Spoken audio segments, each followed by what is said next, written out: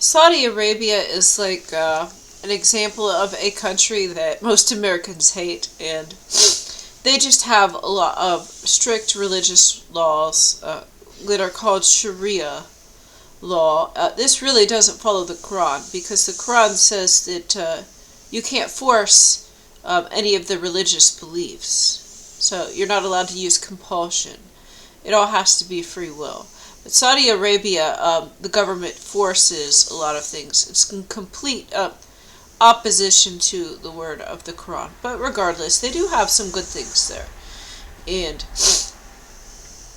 I do believe married couples are allowed to hold hands. But you're definitely not allowed to kiss in public, and the locals do have to cover definitely no pornography, and pornography is much more expansive there. So some of the rules are really good, honestly.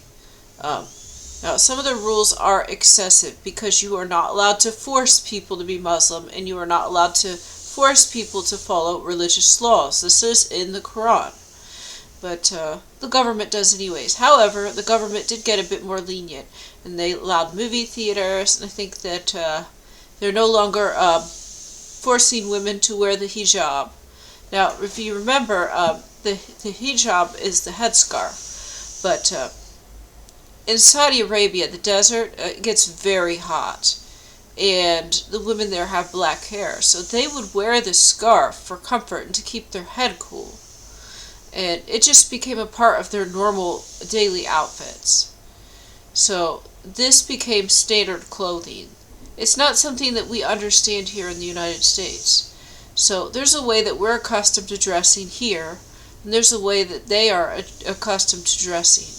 And so that is completely normal for them to wear a headscarf when you live in the desert. And also travelers, when they're going through deserts, will wear headscarves as well, so that they don't die of heat stroke with the sun beating down on their heads. So there's actually a scientific reason why the headscarf is worn. Now, the rules are too excessive, but if I compare that to looser rules that most of the countries of the world have, they have allowed narcissists to overrun the countries, and it's like you can't even date a regular person. Everyone that you run into is a narcissist. But had we followed the rules in Saudi Arabia, this is something that I just thought of. Like, it's too strict, but some of the rules are good. So I do think married couples should be allowed to kiss, okay, and maybe they don't have to completely cover everything. They can have a little bit more freedom in how they dress. And they don't drink alcohol either. So I don't drink alcohol either. That's not a big deal to me. But the rules that they have would not allow a narcissist to survive or to get supply. So I was actually thinking that if every country in the world passed Sharia law for like 2 years, that we could have gotten rid of all the narcissists. And I was just thinking, like, kind of as a joke, but if every country like followed Saudi Arabia's lead and they enforced those the Sharia law, that all the narcissists will die out.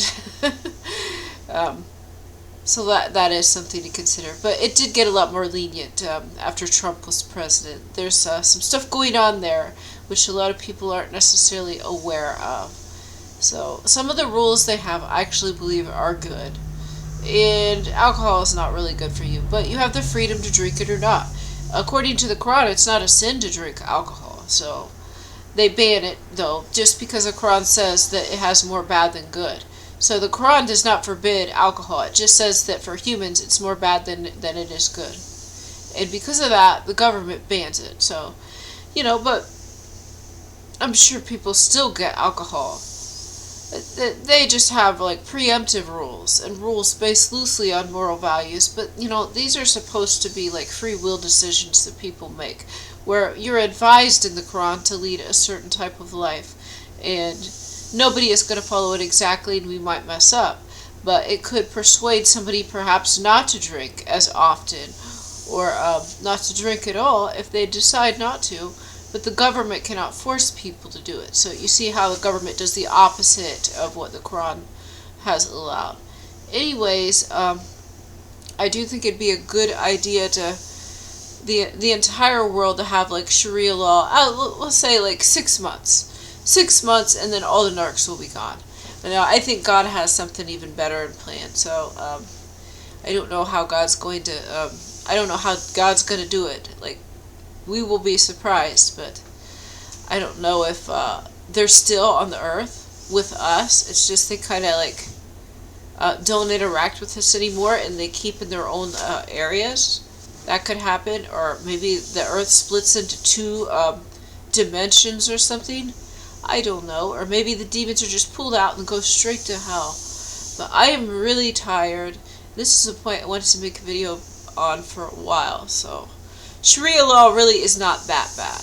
And so if you don't need to have PDA with your spouse, and you don't mind what clothing you wear, it's actually quite freeing to wear the baggy clothes, because you don't need to pick out an outfit. Like, you just wear the loose thing, and it's one piece, and it's so easy. Like, you don't have to find like matching tops and bottoms. You just throw on, I think it's called nabaya. You just put that on and you're ready to go. So there's some good things about it too. And I actually think that it looks better than how the Amish women dress. So the Amish men as well. The Amish people are actually similar to the way that the Muslims live in Sharia law in their dress. But I actually think that the Muslim clothing is more flattering than the Amish clothing.